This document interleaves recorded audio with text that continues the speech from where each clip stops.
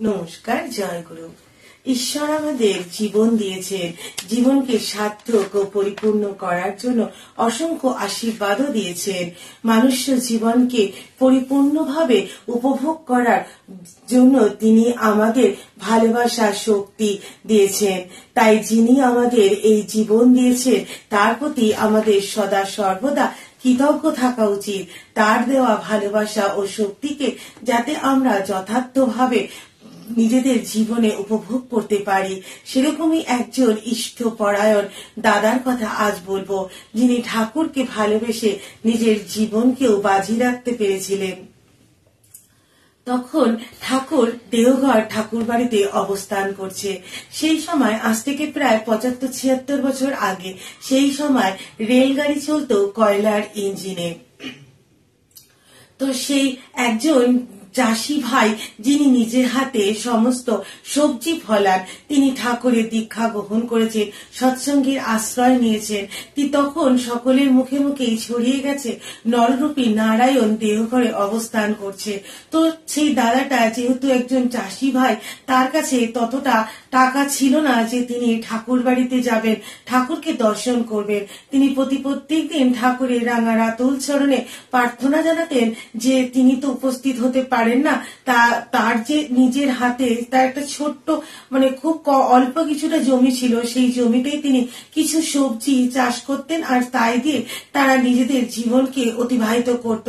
যে ভাবতো যদি আমার হাতের এই ফলানো সবজি আমি ঠাকুরের পদপাদ্যে অর্পণ করতে পারতাম, কিন্তু তার পক্ষে ঠাকুর বাড়ি যাওয়া সম্ভব না।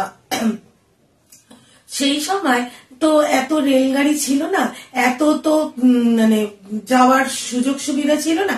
সেই সময় হয়তো সপ্তাহে একদিন দুদিন একটা নির্দিষ্ট সময় একটা নির্দিষ্ট দিনে গাড়ি যেত কলকাতা থেকে যোশীটি। তো সেই কোনো একজন গুরু ভাই সেই চাষি ভাইকে বলেন যে ওই অমুক দিন একটা ট্রেন যাবে যেটা কলকাতা থেকে যোশীটি যাচ্ছে, সেই ট্রেনে একজন ঋত্বিক দাদা যাচ্ছেন ঠাকুর বাড়িতে। এই কথাটা শোনা মাত্রই সেই চাষি ভাই তখন মনে করলেন যে আমি তো ঠাকুর বাড়ি পৌঁছাতে পারবো না, তাহলে যদি সেই ঋত্বিক দাদাকে দিয়ে আমার এই খেতে উৎপন্ন এই যে প্রযোজ্য সবজি সেটা যদি আমি ঠাকুর বাড়িতে পাঠাতে পারি। তো তিনিও সেই নির্দিষ্ট দিনে একটা ধামায় করে তার যে সেই ছোট্ট জমির মধ্যে যে আলু, পটল, বেগুন যা যা তিনি উৎপন্ন করেন, সেই সমস্ত কিছুকে সেই ধামার মধ্যে করে তিনি সাজিয়ে মাথায় করে নিয়ে সেই কলকাতা যোশীটির মাঝখানে কোন একটা স্টেশনে তিনি দাঁড়িয়ে রয়েছেন। এই মুহূর্তে সেই স্টেশনের নামটা আমার ঠিক মনে পড়ছে না। তো সেখানে তিনি দাঁড়িয়ে রয়েছেন, একটা ট্রেন আসবে, তিনি বারবার সেই ট্রেনটা আসার প্রায় ২-২.৫ ঘন্টা আগেই স্টেশনে পৌঁছে গেছেন। তিনি সেই স্টেশন মাস্টারকে বারবার জিজ্ঞাসা করছেন কখন সেই যোশীটির ট্রেনটা আসবে। তিনি বারবার স্টেশন মাস্টার বলছেন তাকে যে এখনো কিছুটা সময় বাকি আছে। তো যখন সেই মুহূর্তটা এলো, যখন তিনি দূর থেকে দেখছেন যে ট্রেনটা ঠাকুর বাড়ি যাবে বলে কলকাতা থেকে যোশীটির উদ্দেশ্যে রওনা দিয়েছে, সেই ট্রেনটা সে তার দাঁড়িয়ে থাকা স্টেশনে ঢুকছে, তখন তিনি নিজেকে স্থির রাখতে পারলেন না। তিনি আনন্দে আত্মহারা যে আমার প্রভুর কাছে আমার হাতের উৎপন্ন এই ফসলগুলো পৌঁছাবে। তিনি তখন সেই ট্রেনের যে লাইন, সেই ট্রেনের লাইনে ঝাঁপ দিলেন। তিনি মনে করলেন যদি ট্রেনটা সেই স্টেশনে না দাঁড়ায়, যদি ট্রেনটা দ্রুত গতিতে বেরিয়ে যায়, আমি তো ট্রেনটাকে থামাতে পারবো না, কিন্তু যদি ট্রেনে আমি ঝাঁপ দিই তাহলে সকলে সে ঝাঁপ দিয়েছে বলে ট্রেনটা থেমে যাবে। তো ঠিক সে সেই কাজটাই করলো সেই মুহূর্তে। সে কিন্তু এক মুহূর্তের জন্য ভাবলো না যদি ট্রেনটা না থামে, যদি ট্রেনটা তার গতি নিয়ন্ত্রণ না করতে পেরে যদি এগিয়ে যায়, তাহলে তিনি কাটা পড়বেন। তার একটা মুহূর্তের জন্য একথা মনে পড়ল না। সে সেই ট্রেনের সামনে ঝাঁপ দিল, এবং যেই সে ঝাঁপ দিল সকলে রেড়ে করে উঠলো এবং ট্রেনটাও থেমে গেল। আর সকলে তখন তাকে জিজ্ঞাসা করছে যে আপনি ট্রেনের লাইনে ঝাঁপ কেন দিলেন? সে কারোর দিকে না তাকিয়ে শুধু বলছেন এই ট্রেনে একজন ঋত্বিক দাদা আছেন, সেই ঋত্বিক দাদাকে একটু ডেকে দিন না, সেই ঋত্বিক দাদাকে একটু ডেকে দিন না। তো যখন তিনি এই কথা বলছেন তখন সকলেরই মুখে মুখে ছড়িয়ে গেছেন সত্যি সেই ট্রেনে একজন ঋত্বিক দাদা ছিলেন।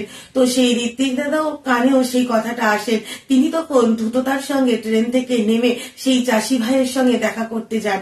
তখন সেই চাষি ভাই যেন সেই ঋত্বিক দাদাকে দেখে মনে মনে ধাওয়াও করে কাঁদছেন, আর মনে হচ্ছে যেন তিনি স্বয়ং ঈশ্বরকেই দর্শন করছেন।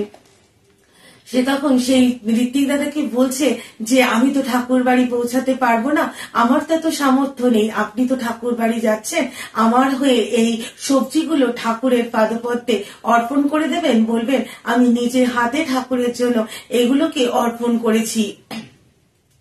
আমাদের বেশিরভাগ মানুষের চরিত্রই হলো আমরা ঠাকুরকে কিছু দিতে চাই না, আমরা সবার আগে নিজেদের কথা ভাবি। আমরা ভাবি যে আমরা হয়তো তাকে দিলে তা আমাদের কমে যাবে, কিন্তু তাকে দিলে যে কখনো কমে যায় না তারই একটি প্রকৃষ্ট উদাহরণ হলেন এই চাষি ভাই। যাই হোক, তিনি তো সেই ঋত্বিক দাদাও তখন অবাক যে ঠাকুরের কাছে তখন তো বাজার মূল্য অনেক কম ছিল, ওই কয়েকটা সবজি খুবই অল্প দাম ছিল, কয়েক আনা মাত্র দাম ছিল। এই কয়েক আনা সবজি ঠাকুরের কাছে পৌঁছে দেওয়ার জন্য সে নিজের জীবনকে বাজি রাখত, একটা মুহূর্তও ভাবেনি। তো সেই ঋত্বিক দাদাও অতি শ্রদ্ধার সাথে তাকে বললেন হ্যাঁ আমি ঠাকুরেরকে এটা পৌঁছে দেব। সেই ঋত্বিক দাদা মাথায় করে সেই ধামা নিয়ে ট্রেনে উঠলেন এবং বারবার সেই চাষি ভাই ঋত্বিক দাদাকে বলছেন ঠাকুরকে বলবেন কিন্তু আমি পাঠিয়েছি। যখন ট্রেনটা ছেড়ে চলে গেল, যখন সেই ট্রেনটা যোশীটিতে এসে পৌঁছালো, সেই ঋত্বিক দাদা ঠাকুর বাড়িতে আসছেন, ঠাকুর বাড়ির গেটে যখন তিনি নেমেছেন তখন ঠাকুর পাল্লারে বসে তার ভক্তদের সাথে কথা বলছে। তখন ঠাকুর সবাইকে বলছে যা যা শিগগির যা, ওর মাথা থেকে ধামাটা নামিয়ে নিয়ে আয়। সেই চাষি ভাইটির নাম করে বলছে ও আমার জন্য কত কিছু পাঠিয়েছে। তখন সেই ঋত্বিক দাদাটা অবাক, যা সেই চাষি ভাইটার কথা ঠাকুরের জানার কথা নয়, সে একটা অদ্য গ্রামে থাকে, কোনোদিন সে সৎসঙ্গ ঠাকুর বাড়িতে আসেনি।